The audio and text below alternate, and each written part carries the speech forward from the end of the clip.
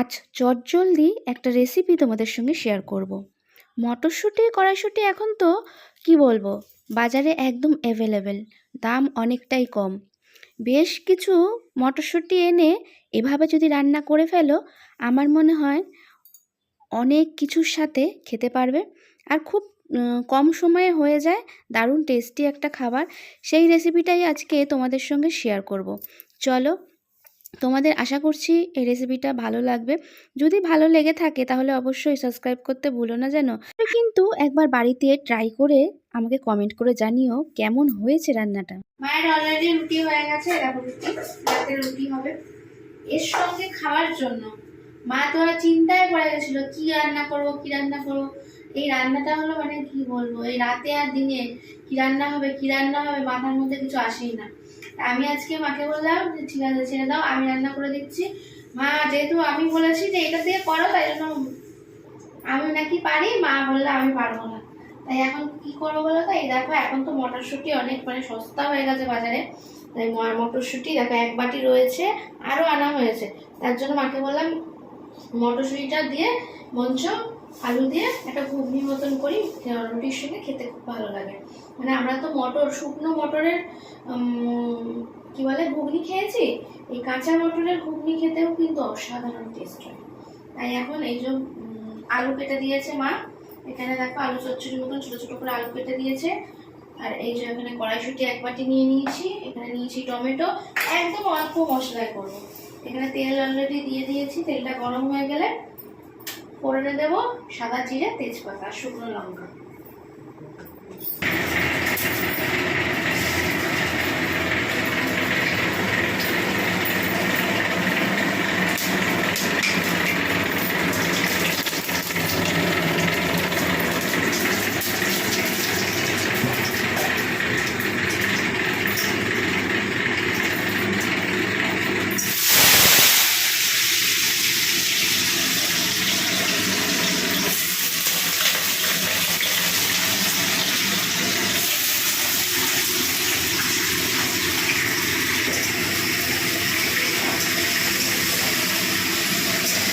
আমগুলোকে খুব ভালো করে ভেজে নেব।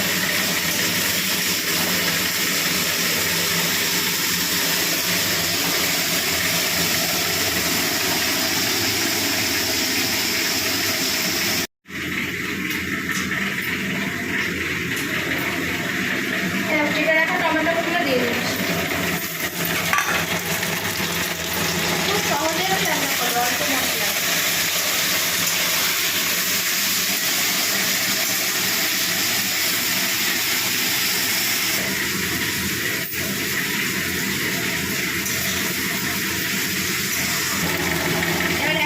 মশলাগুলো দিয়ে দিচ্ছি, পুরো মশলাগুলো।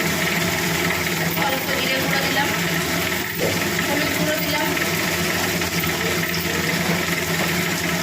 লঙ্কার গুঁড়ো দিলাম, ধনে গুঁড়ো দিলাম, নুন দিয়ে দিলাম।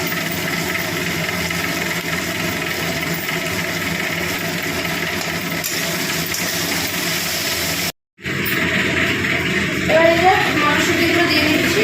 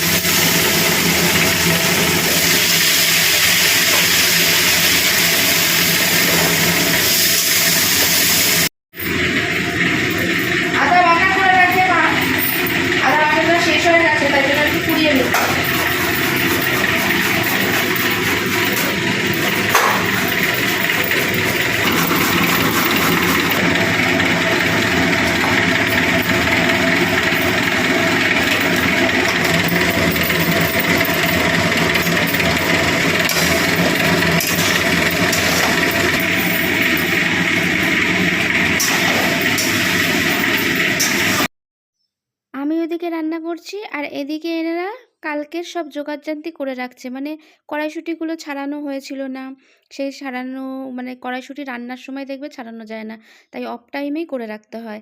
আর এদিকে ওই যে কী বলে সজনে ফুল নিয়ে এসেছিলাম, সেই সজনে ফুল বেছে রাখছে যাতে না অসুবিধা হয়, তাই এইসব সবজি টবজিগুলো ওরা তোলাতুলি করুক, আমি এদিকে রান্নাটা সেরে। আলু তো সিদ্ধ হয়েই গেছে, দেখো আলু নরম হয়ে যাচ্ছে, কারণ ভাজতে ভাজতে আলু সিদ্ধ হয়ে গেছে। অল্প করে জল দেবো।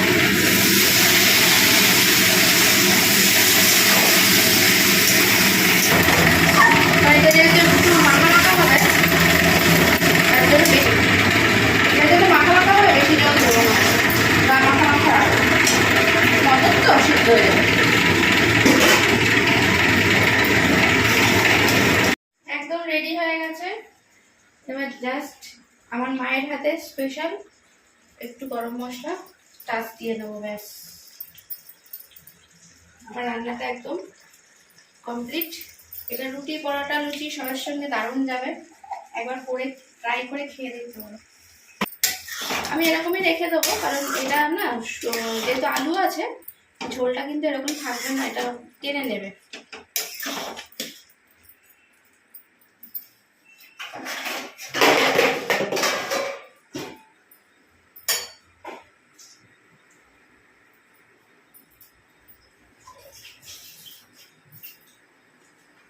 খেতে বসে পড়েছি, এই দেখো রুটি আমি কুচিয়ে নিয়েছি, আর এই দেখো তরকারি, জাস্ট ফাটাফাটি হয়েছে দেখে মনে হচ্ছে। একটুখানি টেস্ট করেছিলাম, দেখে তো ভালোই লাগলো, একটু খেয়ে দেখি। ভালো খেতে হয়েছে, খুব সুন্দর একটা টেস্ট, খুব সুন্দর একটা গন্ধ। তোমরা একবার ট্রাই করে দেখতে পারো, দারুণ অসাধারণ লাগবে কিন্তু। মানে এমনি মটরের তো ঘুগনি খাও, এরকম কাঁচা মটরের ঘুগনি, কড়াইশুঁটির ঘুগনি খেয়ে দেখো, দারুণ লাগে, দারুণ টেস্টি। টাটা, খেয়ে নি।